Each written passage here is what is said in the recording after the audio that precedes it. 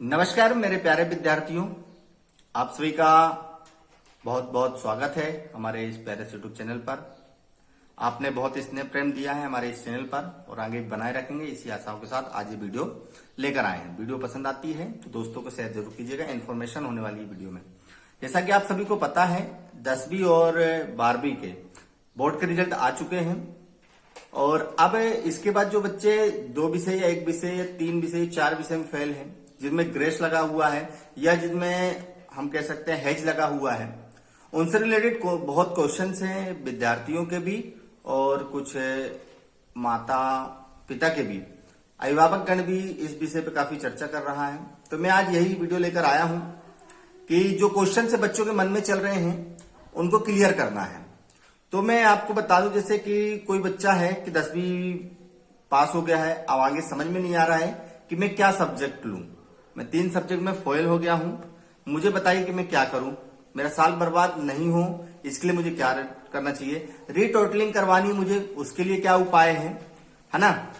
और कॉपी घर मंगा कर देखनी है, इस विषय पे भी स्कॉलरशिप कहाँ से मिलती है इस विषय पर भी, ठीक है ना। बच्चों को और भी चीजें गाइडलाइन करनी है उस चीजों पे भी, और पढ़ाई आगे कौन सा ऐसा सब्जेक्ट लें जिससे हमारा बेनिफिट भी हो सके। ऐसी चर्चाएं बहुत सारी हैं। तो मैं पहला क्वेश्चन आपके द्वारा जो किया जा रहा था कि मैं 2 सब्जेक्ट में फेल हूं, एक में हेज लगा हुआ है, जो हेज जैसा आता है हेज लगा हुआ है, मुझे तीनों सब्जेक्ट का फॉर्म भरना होगा या सिर्फ 2 सब्जेक्ट में फॉर्म भरना होगा, ये भी मोस्ट है। तो मैं बता दूं, रुक जाना नहीं योजना के तहत छात्र कितने भी सब्जेक्ट में फेल हो या किसी सब्जेक्ट में हैशटैग लगा हो तो वह फॉर्म भर सकता है। उस छात्र को फेल सब्जेक्ट के अलावा, याद रखिए 2 विषय 3 विषय में फेल है आप, तो 3 विषय मान लीजिए फेल है और एक में हैज लगा हुआ है, तो आपको 3 + 1 4 विषय में आपको फॉर्म भरना होगा। इसके अलावा हैशटैग सब्जेक्ट में भी फॉर्म भरना होगा, इसे वे राज्य ओपन की वेबसाइट पर जाकर पूरा कर सकता है। तो मैं रुक जाना नहीं योजना के फॉर्म भरा रहे हैं, तो आप बाकायदा जाइए और रुक जाना नहीं योजना के आप फॉर्म भरिए, है ना।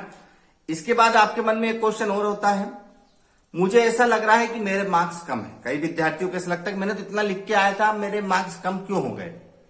तो इसका भी है, बोर्ड परिणाम के बाद विद्यार्थी 15 दिन के अंदर रीटोटलिंग और एग्जाम सीट देखने का फॉर्म भर सकता है। जी, रिजल्ट 24 तारीख को आया था, अभी भी आपके पास समय है, 15 दिन के अंदर रिटोटलिंग और एग्जाम सीट देखने का फॉर्म भर सकता है। 200 रुपए लगते हैं रिटोटलिंग में और 250 रुपए एग्जाम सीट को घर मंगवाने का शुल्क है। इसके लिए एमपी ऑनलाइन के क्यूब सेंटर से अप्लाई कर सकते हैं। यह सुविधा 10वीं और 12वीं के दोनों के लिए है, ठीक है ना। 15 दिन के भीतर आप भर सकते हैं। इसके बाद अगला क्वेश्चन, जो तीसरा क्वेश्चन आपके मन में आ रहा है, सप्लीमेंट्री के फॉर्म कब से कब तक भरे जाएंगे। इसके भी मैं इस वीडियो में आपको संपूर्ण जानकारी दूंगा। सप्लीमेंट्री एग्जाम के लिए माध्यमिक शिक्षा मंडल ने नया नोटिफिकेशन जारी किया है। 12वीं के सप्लीमेंट्री एग्जाम 8 जून को रहेंगे और 10वीं के एग्जाम जो होंगे 10 से 20 जून के बीच रहेंगे, जिसके फॉर्म 1 मई से 20 मई तक भरे जाने हैं। इसके अलावा जिन विद्यार्थियों के रिजल्ट में रिटोटलिंग के बाद चेंज आता है वह 7 जून तक इसे भर सकते हैं, है ना। तो इस चीज को विशेष ध्यान दीजिए। रिटोटलिंग में तो आप एक चीज 1 मई से 20 मई तक फॉर्म भराने हैं, जून में आपका पेपर होना है। अगला जो क्वेश्चन आपके मन में हो रहा होगा, रिटोटलिंग में भी कॉपी घर आती है या ऑनलाइन दिखाई जाती है। तो पहले बता दिया मैंने, रिटोटलिंग में कॉपी घर नहीं आती है ना, क्योंकि घर के लिए अलग चार्जेस है।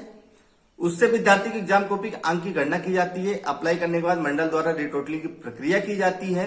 रिटोटलिंग करने के बाद अगर नंबर में कोई बदलाव होते तो विद्यार्थी आवेदन नंबर डालकर ऑनलाइन स्टेट चेक कर सकता है ना।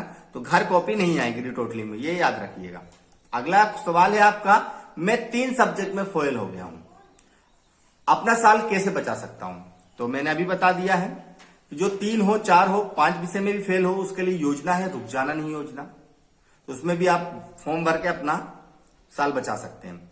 ये स्कीम 10वीं 12वीं के उन बच्चों के लिए जो एक विषय या सभी विषय में फेल हो गए। कोई भी विद्यार्थी एमपी बोर्ड के से विषय में फेल हो जाता है, ऐसे स्टेट ओपन स्कूल के माध्यम से फॉर्म भर सकता है। इसकी आखिरी जो तिथि बताई गई थी, अभी आज 30 तारीख है, 5 मई तक लास्ट डेट है इसकी।